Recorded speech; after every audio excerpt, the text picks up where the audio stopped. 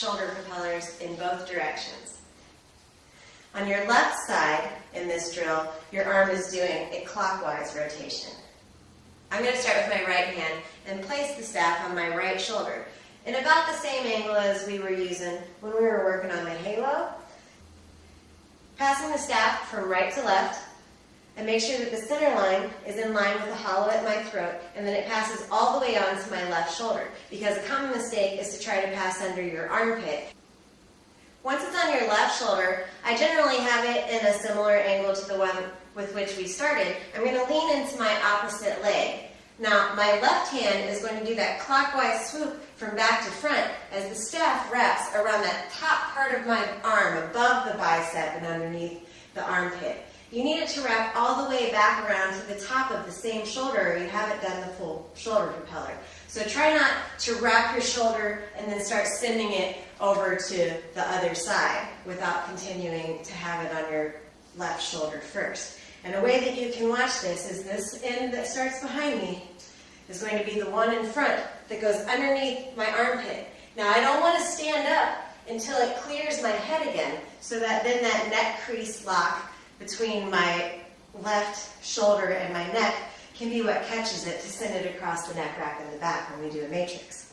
Here's the full version of how to do this drill.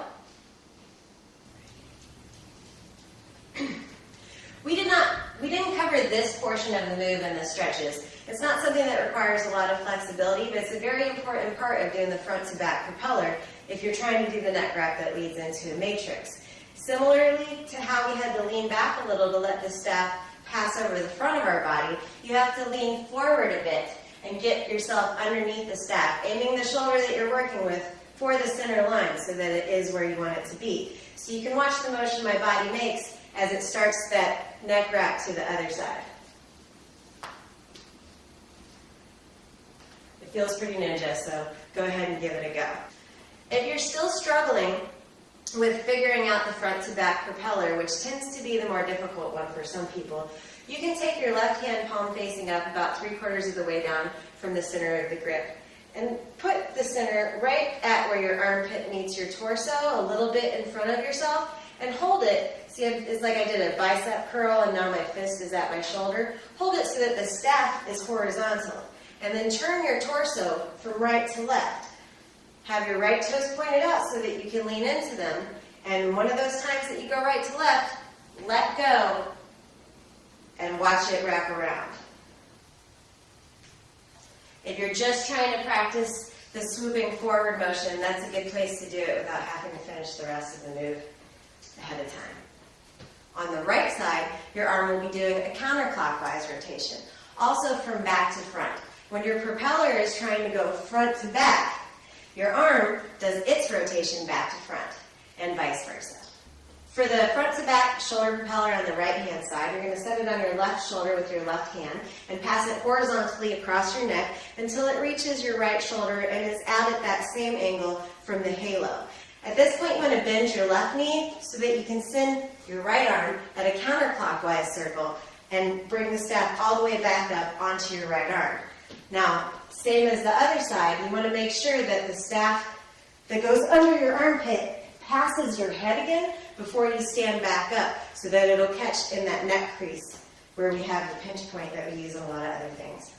You are going to want to send your right arm in a counterclockwise circle for a front to back rotation on this side.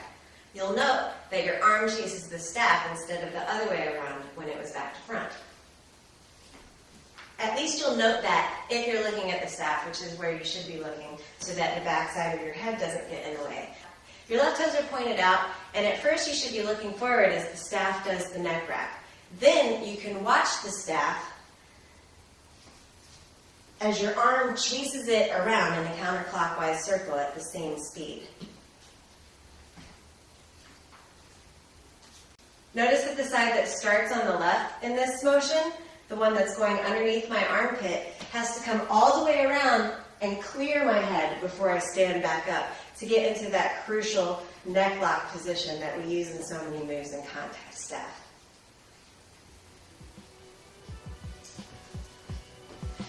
These are mostly horizontal shoulder propellers. I find that a bit of a wonk plane can sometimes help me provide momentum